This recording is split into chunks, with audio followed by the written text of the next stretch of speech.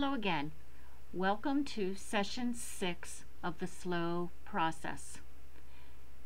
In this session, you will focus on completing the performance indicators in Section 4. Section 4 asks that you identify the name of the performance measure as well as the scoring requirements for the students in your SLO population.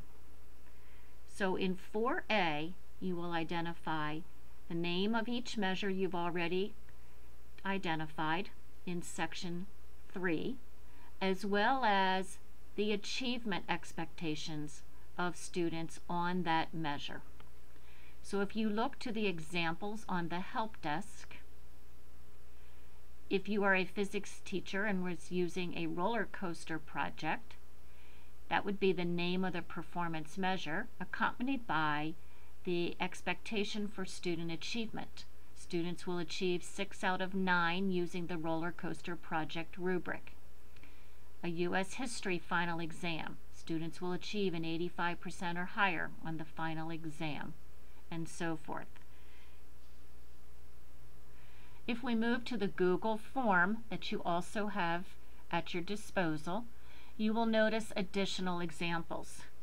So in 4A, you list the name of each of the performance measures you have already identified, as well as the expected level of achievement for the students in your SLO population.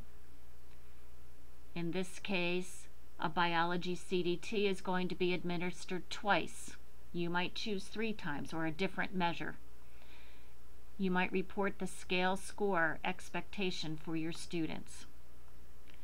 Or if you have a final exam, you can identify a percentage. Moving to Section 4B, that would be if you are using a focused student group. Perhaps a number of students in your class will have IEPs, or you might have a number of ELL students. In this case, what are the different expectations that you would have for students in that group? This is optional. However, if you have a high degree of students with special needs, you might want to consider using this. For this year, we are not going to use the prerequisite component for linking the performance indicator to additional measures, nor are we going to use the weighting component.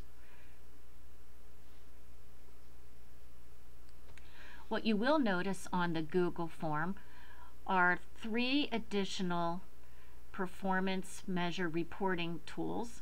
This will be done after you administer the performance measures.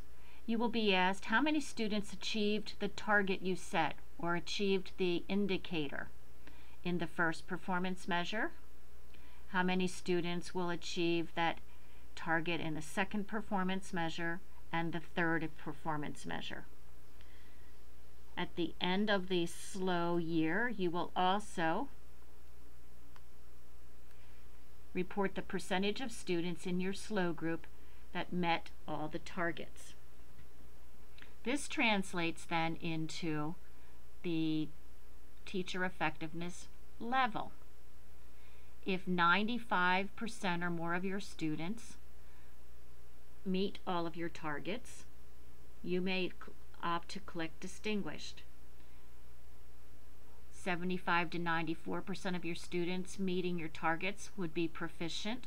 60 to 74% of the students meeting your targets would be Needs Improvement. And if less than 60% of your students meet the targets, you would click Failing.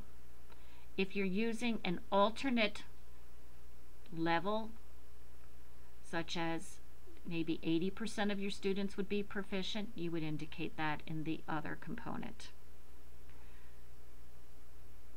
And then finally, the administrator at the end of the year will click one of these levels, and this level will be translated into the 82-1 form where it asks for elective measures. This completes the video sessions for the SLO process. An additional video will be available for you to watch and use when you tie your SLOs to your action research. This will occur in the fall. Thank you for watching, and feel free to let one of the SLO team members know of any questions you have. Keep in mind, when you work on your assessments, you can revisit the SLO form, and then again in the fall when you see your students, you can revisit the form and actually adjust the performance indicators based on the students you have once you see where their baseline data is. Thanks, good luck, and we hope to get your feedback as well as learn how much this process addresses your craft.